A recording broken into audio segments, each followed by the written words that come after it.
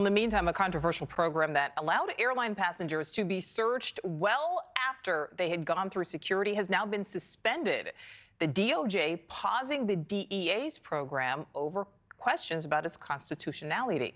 Questions were raised after some passengers missed their flights or had to fly without their bags and possessions, and also spent years trying to get back their money and possessions. So let's bring in senior national correspondent Brian Entin, who is live at Miami International Airport. Brian, what more can you tell us?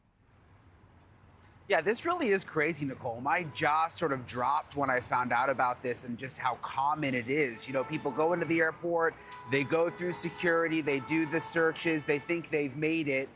But what's happening is these DEA, these federal drug agents, once inside the terminal, are coming to people that they believe are traveling with large amounts of cash. Come to find out these people aren't drug dealers. They haven't done anything wrong.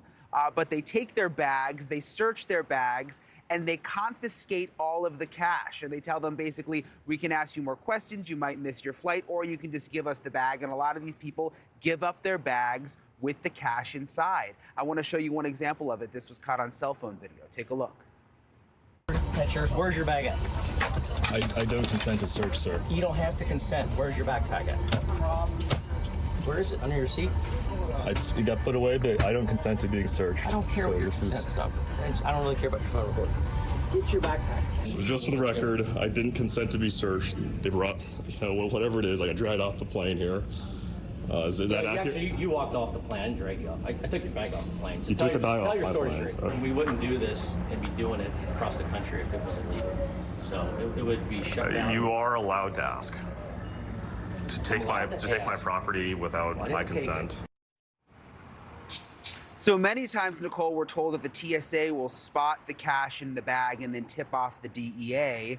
The DEA says sometimes they're suspicious if someone's bought a last-minute ticket or if they're going to a certain city where a lot of drugs have been moving in and out of. But these people who we've interviewed that are traveling with the cash say, look, many times they have gone to sell a car somewhere. They've left the state to sell a car or a family member's car. They might have $30,000 in cash from selling the car, and they're traveling back home with the cash. It has absolutely nothing to do with drugs. Take a listen.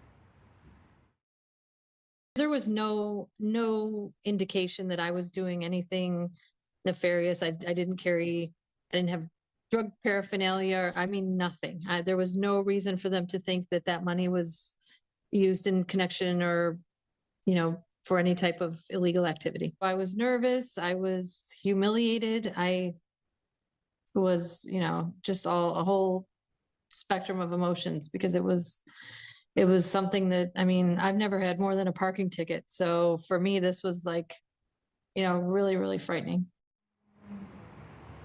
They take the people's money, Nichole. They take the bags and they take the money. This has been going on for years. There have been thousands of people involved. There's been this investigation by the Department of Justice Inspector General that just concluded about a week and a half ago, where they said there are significant concerns with this program. They have now halted the program.